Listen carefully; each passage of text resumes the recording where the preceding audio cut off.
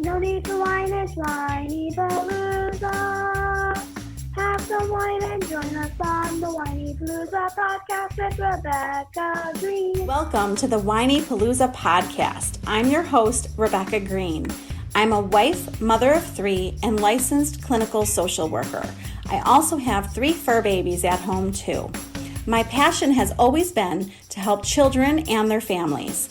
I always dreamed of being a wife and a mother. Parents are always learning through their struggles, failures, and successes and joys. I am no stranger to this wild ride of parenting, and I know behind every great parent lies a team of supportive friends and family. I want to be part of your support system. I want you to know that you are not alone. We are in this parenting world together. Join me every week for insightful discussions with experts on parenting and marriage, as well as other parents who have found the secret to successes in parenthood. You'll learn tips and tricks to make life with your family better than ever. I hope you will follow along with me while we dive into what it takes to achieve a happy family. This is Rebecca Greene for the Whinypaluza podcast, and I am so very excited to have Tiffany Higgins with me today. Tiffany, thank you so much for being here with me. Hey, thank you for having me. I'm looking forward to this. This is going to be fun. And Tiffany is amazing. She's the founder of the Stay-at-Home Bookkeeper Academy and a mother of 5 amazing children. I just told her, power to her. She started her career out as a CPA, working 60 hours a week during tax season, feeling guilty for choosing her career over her family. She realized 80% of what she was doing in bookkeeping, data entry could be done from anywhere. So why was she working for a corporation away from her family? Now she works for herself for 10 hours a week, makes nearly the same pay with no more long days, no stress, and most importantly, she gets to spend valuable time with her sweet family. She started the Stay-at-Home Bookkeeper Academy to teach thousands how to make money while pursuing the freedom in life they desire, whether working from home or on the road in an RV. That sounds absolutely fabulous. And you're going to teach all of us about this. I love what you're doing. Thank you. I do want to start though, because I always find it fascinating as a social worker to find out what inspired people to take the road that they took. So tell us what inspired you to become an accountant. Oh, yeah, that's a good question. I thought you were going to say what inspired me to go down this path to stay home with the kids. Yeah, that is next. Yeah. Well, I think it's just part of my personality. My dad and my mom were both interested in accounting, not necessarily accountants, but I knew from when I was 16 and I took my first accounting class in high school, that was like the one thing that really intrigued me in school. So I kind of just went down that path. I knew when I went to college that it was either going to be a teacher or an accountant. And so I decided, do I want to be poor or not poor? So I ended up not opting for the teacher route and went down the accounting path. Well, that is very interesting. I don't even remember an accounting class being offered in high school. I don't even remember that. Yeah, that's funny. Yeah, we just had a really small, I remember my accounting professor still, and from high school, we just had a couple of classes that were offered, and learning about assets, and that's something that you don't really hear much about in high school. So it was really interesting to me. Well, that's awesome that you found something fascinating. And I know that you were working a ton of hours away from your family. And I know that's hard for all of us. And I'm curious, how did you make the switch from working for someone to working for yourself? Because that's a huge switch. Yeah, absolutely. Well, it was kind of like just a series of events that happened, over the course of my career and over the course of, motherhood. The first time I had kids, I really knew that I wanted to be a mom, stay home with them. And so I made sacrifices financially to be able to do that. So I had to kind of put my career on hold and stay home, penny pinch. I mean, there were it was pretty normal for us to have like 3 cents left in the bank account, before our next paycheck type of thing. So, but to me, that was just a necessary sacrifice, and it was worth it to be able to, stay home with the kids, be the kind of parent that I wanted to be. And then once they got a little older, they were in school, I kind of went back into the career world and kind of, got to do the things that I wanted to do with my career, with the skills, my accounting degree and stuff like that.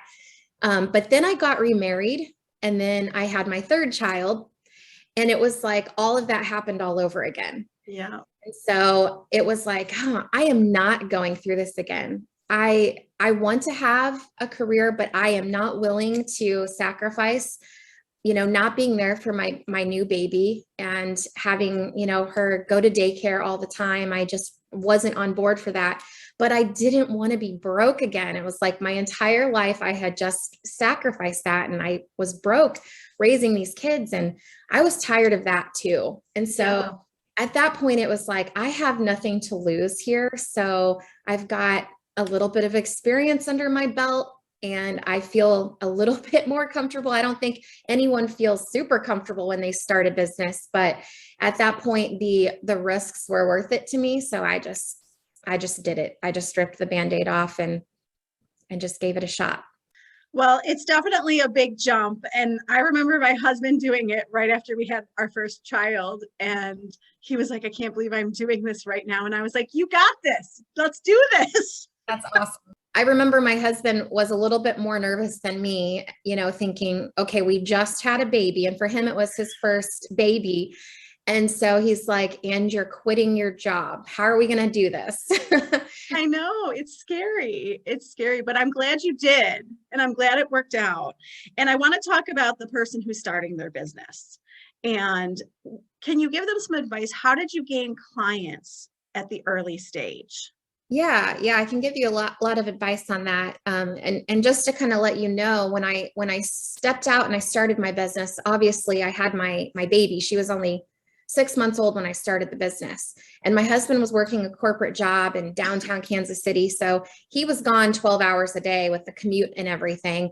And then the older 2 kids came home from school at like 2:30. So I grew my business and did all the marketing, figured out how to run my business and everything with these kids with me all the time.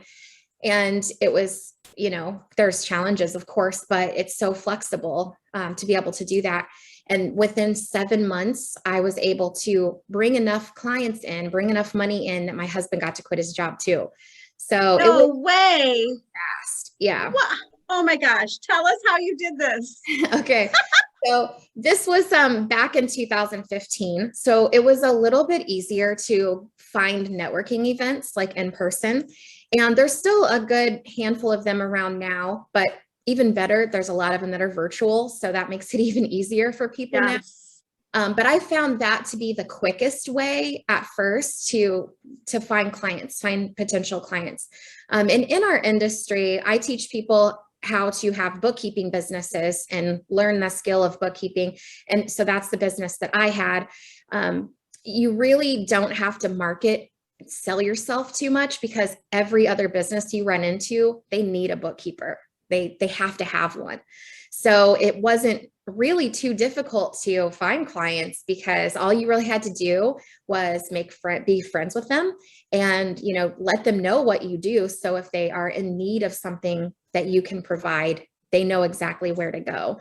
And so you basically bookkeeping sells itself, which is really nice. So I always tell my students, and what worked for me was just building relationships with people, which is great for people that are inexperienced at marketing or sales, or also maybe a little introverted, because, you can talk to one person. You don't have to get up in front of a room full of 100 people to sell yourself. Just talking to one person, and then maybe the next day talking to one other person, and then just compounds, That's so much good advice, because I know introverts especially are like, I am not speaking at an event. Yeah. And I am not coming on your podcast. I hear people say that to me too. But the other thing that you said is we need to do something that there's a need for. Mm-hmm. And everybody needs a bookkeeper. Absolutely true. You were working 60 hours a week. Mm-hmm. How is this possible to make the same amount of money in 10 hours a week that you were making in 60 hours a week? Tell us about this. Yes. So I was working at a CPA firm, and obviously during tax season, it's high volume. You just really have to work a lot. And I saw what my boss was charging people, and I saw my paycheck. Right. So there was a lot of wiggle room there. And I also worked on some bookkeeping clients at my firm, and, saw what they paid him, and then also saw what it took for me to do that work, and then how much I was actually getting of that. So I really kind of had an idea going into it, how much my life could change if I just picked up a couple of bookkeeping clients. Specifically, a couple that I had working at the firm were paying him $1,000 a month, and it was only taking me like a couple hours a week to do the work. And so, that's pretty amazing. So that's kind of how we do it. We price our bookkeeping services based on value, and we put people into fixed price packages. So it's very affordable and very, very valuable for the business owners, but very lucrative for the bookkeepers because they can set up processes and efficiencies and utilize software to really speed up the whole process to where you can make well over $100 an hour on your client's work. Well, the software now is amazing. I can't believe what has come out in the past even few years. Mm-hmm. Yeah. So you learn like some basic data entry skills. You learn how to use the software, and then we teach you, the necessary stuff that you need to know, like reading financial statements, how to categorize things for tax purposes, things like that. But that's about 20% of it. 80% of it is basic data entry and utilizing the program. So, anybody can learn this stuff. So it's really exciting to be able to show people that you can quickly learn a skill that can get you $100 an hour or more. So, that's how I was able to work like 10 hours a week, because, you can make $40,000 or $50,000 a year and only have to work 10 hours a week. That's and amazing. My students have accomplished those same things. Now, your students, do they have to be accountants, or is this anyone? It's anyone. You actually don't have to have any kind of certifications or degrees or anything like that to do bookkeeping or taxes.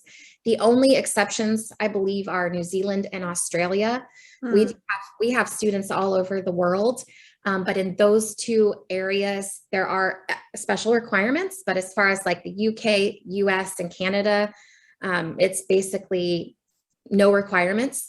So we have a lot of nurses, teachers, people from the restaurant industry, a lot of different personality types have become bookkeepers in our program and are excelling. So yeah, you don't even have to be an accountant to do this. Amazing. And you're teaching people all over the place. So you're doing this you can do this virtually. Yeah. I actually have a student that was running an in-home daycare in her house in Kansas City. And she was working, 12 hours a day, taking care of her kids, but also other people's kids. And she grew her business to where in about 6 months, she grew her business, exceeded her husband's income, and was able to close down her daycare in 4 months. And she did all of this during nap time, literally networking on Facebook during all the kids' nap time. Oh my gosh, that's an amazing story. I love what you're doing for women, and I shouldn't say women, anyone. You could do this for anyone. We have some dads in our group. Mm-hmm. So tell us your advice to the mother who is working more hours than she wants to. My advice is to, if you want to make a change, that just take a risk, and it definitely is worth it.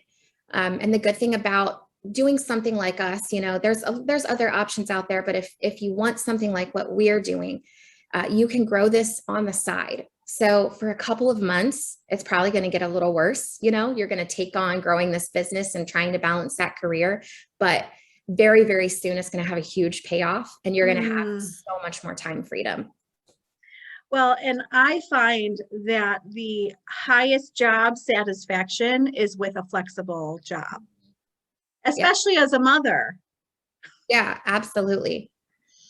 Yeah, There because you can do your whatever schedule you want. Oh, I actually had twins. Oh my gosh. Is it 2 years into starting my business? I had twins, and twins are hard anyway, but then I decided I'm going to make breastfeeding work. Oh my God. I was nursing twins. I nursed them for 2 years. And, there was many times where I got up and I had that nursing pillow at my desk at 3 o'clock in the morning, and I'm just working while they're nursing, and I would sleep till noon. So, flexible schedules are amazing. I know. Even the dads have been telling me that, a lot of us are doing these Zoom meetings now, which I love because we can do them from home while we're parenting. Mhm. And I've even had dads tell me that they're doing these meetings with their kids on their laps. And everyone is just, we've adapted. This is just how life is as a parent. Yep. Yeah. Absolutely. It's very acceptable, especially now. Now, even more, it's acceptable. When I started my business, in 2015, I was kind of like, oh my gosh, all the kids, be quiet, be quiet. But now who cares? Kids are running around all the time everywhere. I know. I did tell my children what I was doing, but that does not mean that they won't walk in. Actually, my 6-year-old is sleeping on the bed right there. Oh my God, I love it so much. See, nobody knows what's going on around us. Yep. There are so many people that are more comfortable being an employer than being an entrepreneur. How can we help shift their mindset? Because I know it's a scary shift. Can you help with that? Yeah, I think probably one of the most common misconceptions is that it's safer to be an employee. I see that so much, and people are like, benefits, benefits, benefits. And, they're worried about, well, what if my business fails? What if I lose a client? But actually, there's all those same exact worries with being an employee. And it's worse being an employee because you have no personal control over it. And what I found when we have students that come to us and they're like really worried about, health insurance or 401k or something, I always tell them that you don't understand this right now, but once you get your business off the ground, you have unlimited earning potential. And you're going to make way more money than you will ever be able to stockpile in a 401k from benefits. I mean, I have been able to get other streams of income, invest in rental properties. We have an RV that we rent out now. I mean, that kind of stuff you can't do with a job,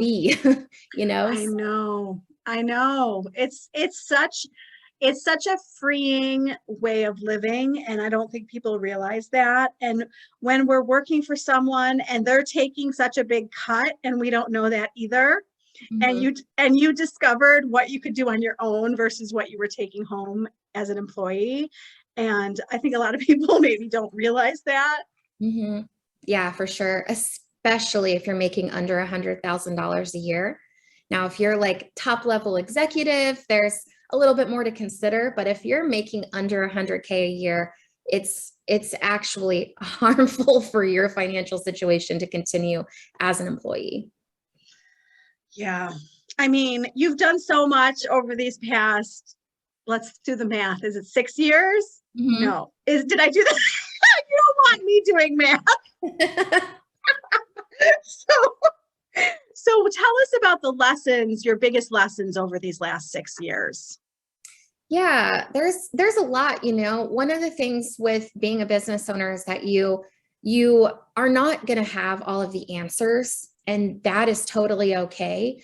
I know that I struggled with that in the beginning, thinking I'm supposed to know this. I'm supposed to have all the answers, but you're not.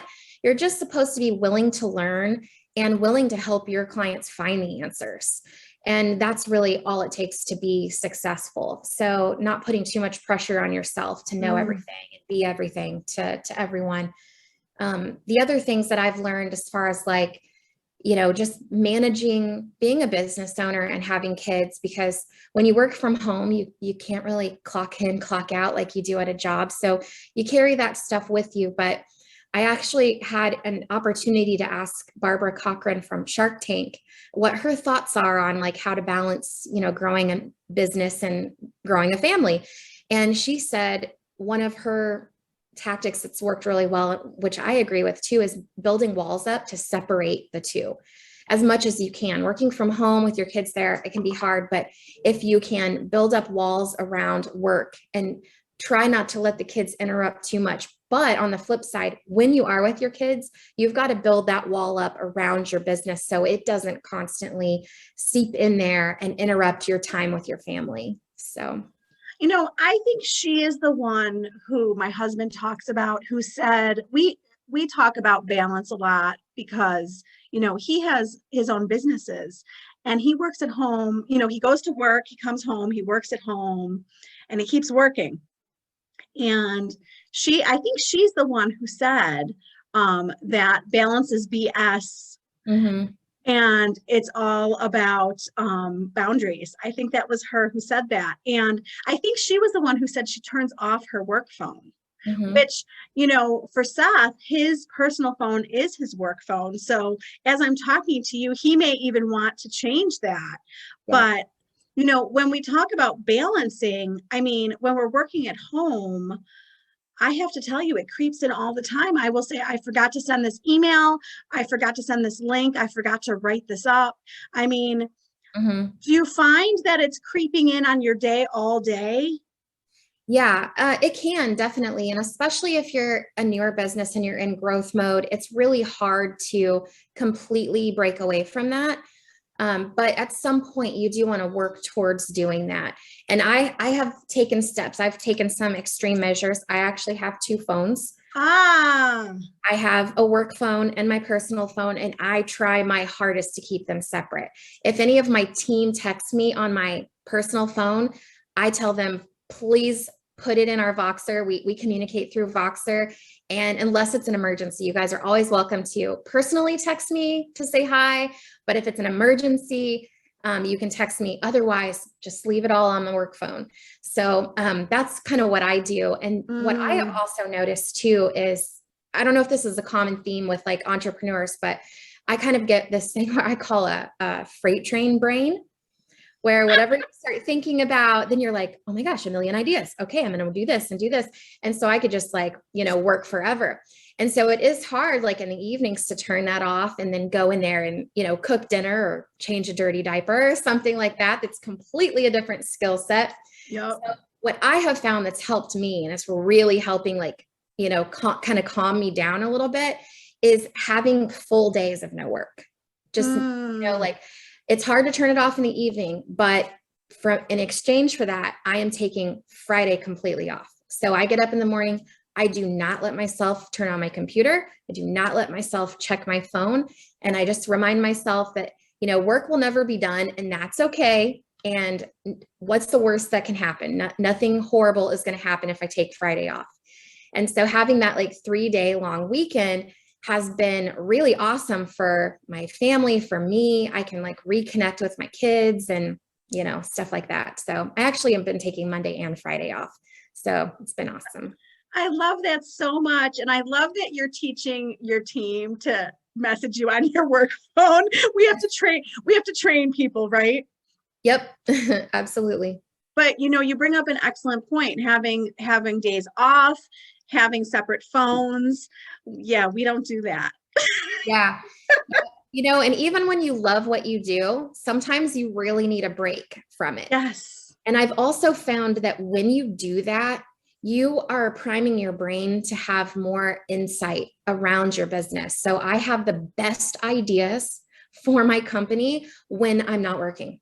Over the weekend, laying in bed, reading a book, or playing solitaire, or sitting in the hot tub. I don't know. Lots of things just come to my mind when I'm not forcing myself to think about it. That is a great point. And I can't tell you how many women will say to me, I don't have time to take off. I don't have time for self-care. And then we don't do as good a job. It's like they don't realize that taking the time off and making yourself take care of yourself will make you a better worker the days that you do work. Yep. Yeah, it's a challenge, but really that is all perspective, and it's all mindset based. So more than likely you're telling yourself a story of why you take time off. And maybe you think, but my clients expect me to respond to every single email every single time they send one. Well, that's just a story that you're telling yourself and probably isn't true and can be changed really easily. I actually had a student that was in our mastermind, and she joined that because she grew a really awesome bookkeeping business, but she felt like she was working all the time. And come to find out, she had all of her notifications turned on her phone, and she'd get an email from a client at 2:00 in the morning, and she'd get out of bed and respond. Oh my And so I was like, no. Outside of 8 to 5, you do not talk to your clients at all. That is family time. You don't talk to them. And as a matter of fact, if they call you unannounced or unplanned, you do not ever answer the phone. So we set some like really good boundaries around that, and it got 1,000 times better for her. And all it was a mindset perspective. She just needed permission to not fall into that people pleasing trap that people get into. Oh, yes. Oh, yes. Well, and we're teaching people and we're training people every day. So if people expect me, my friend texted me and said, we know you're super responsive, so we know you'll respond. And I really thought about that text message. And I was like, you know what? I don't have to respond to everyone right away. Mm-hmm. It's all boundaries. It's all how we train people. And I love that you talk about the fact that it's our perspective and the stories that we tell ourselves. Mm-hmm. And I think if a story isn't working for ourselves, we need to change the story. Yes, absolutely. I love how you're helping people. I love what you're doing. Thank you. Thank you. Yeah, we really strive to transform their life so that they can live their ideal life. And the vessel that we use to do it is teaching them how to have a bookkeeping business. But there's so much more that goes into it. You know, extreme enjoyment out of life and reaching your goals, whether it's traveling. We have a lot of people that, you know, they want to move across the country. They want to live somewhere, you know, more relaxing, like in the mountains, or they want to be with family. And so the only way they can do that is if they replace their corporate job income, and they can do stuff like that. So it's really about transforming people's lives so they can live the life that they dream of. How rewarding for you to help people do that. It's amazing. Yeah. I was to your podcast interview with your husband, and he talked about the ripple effect that his businesses have and how many people he's actually helping when he helps others. And we feel the same way. It's crazy because we're not only impacting our students, but their entire family and everyone in their family, their kids, their, you know, spouse, their parents. We have a lot of, you know, students that are wanting to take care of their parents as they get older and stuff like that. So it's really impacting a lot of people, which is awesome. Well, and I was just going to ask you what you like best about what you do, but I think you might have just answered that.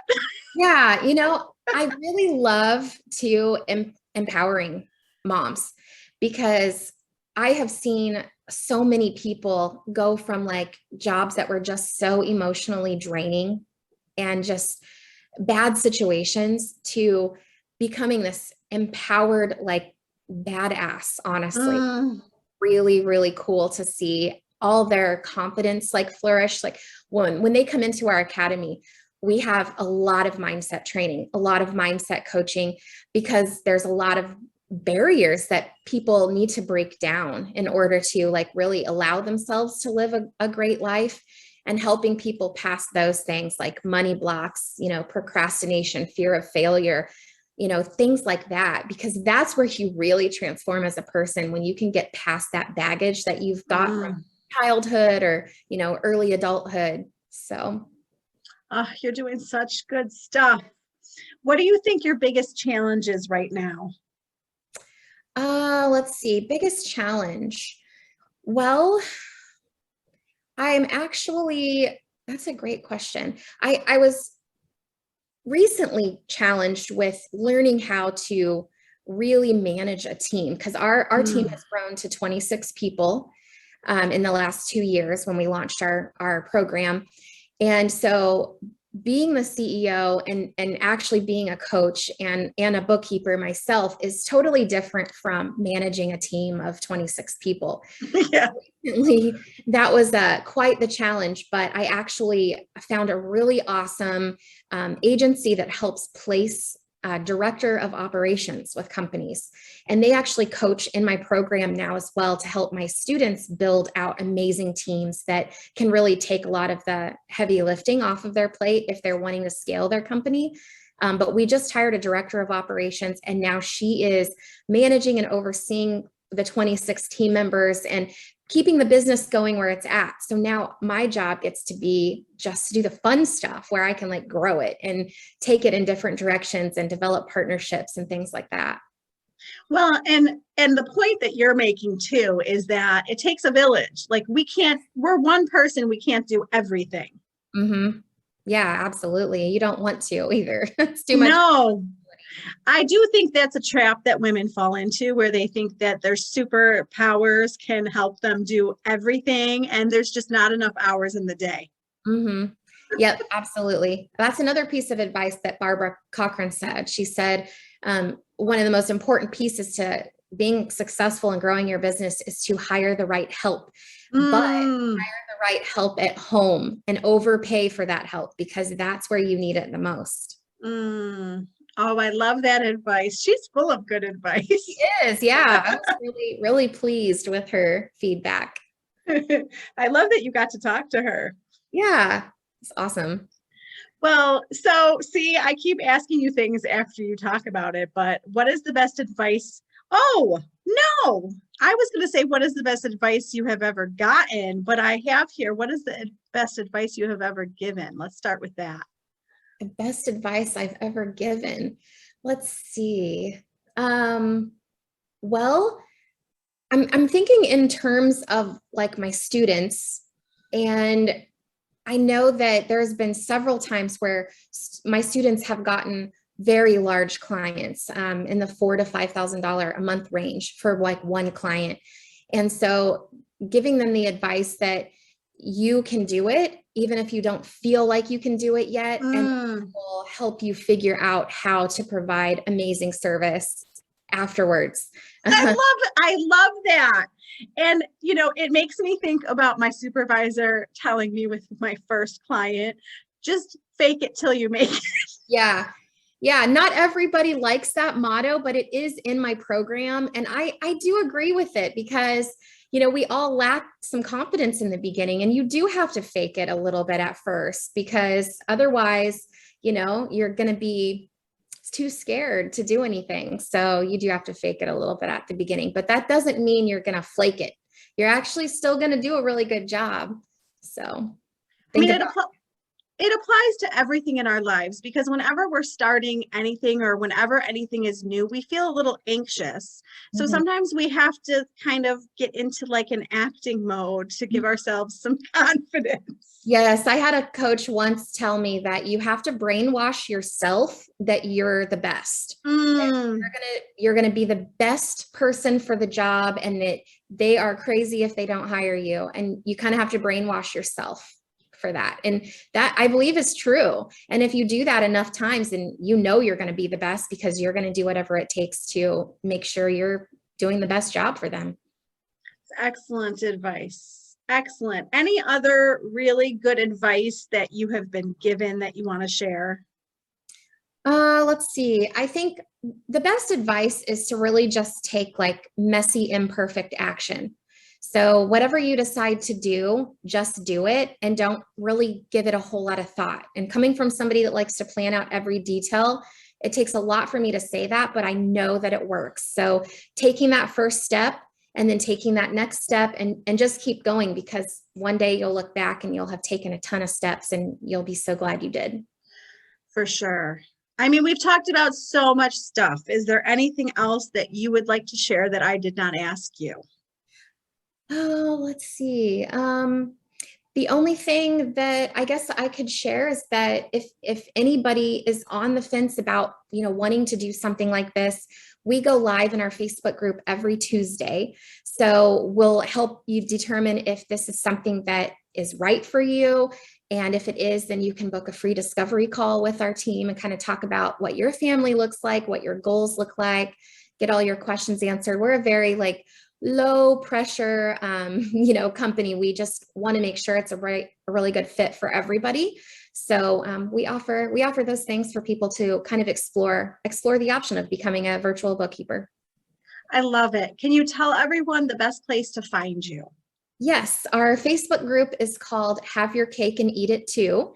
Oh, I love it. Yeah, I like that motto. It's the motto of our company because we really strive to help parents have that time freedom, but also financial freedom, so they don't have to choose between work and family. And you can also go to our website at stayatHomeBookkeeper.com, and a link to our Facebook group and everything is on there as well. Wonderful. I can't tell you how much I love what you're doing for families.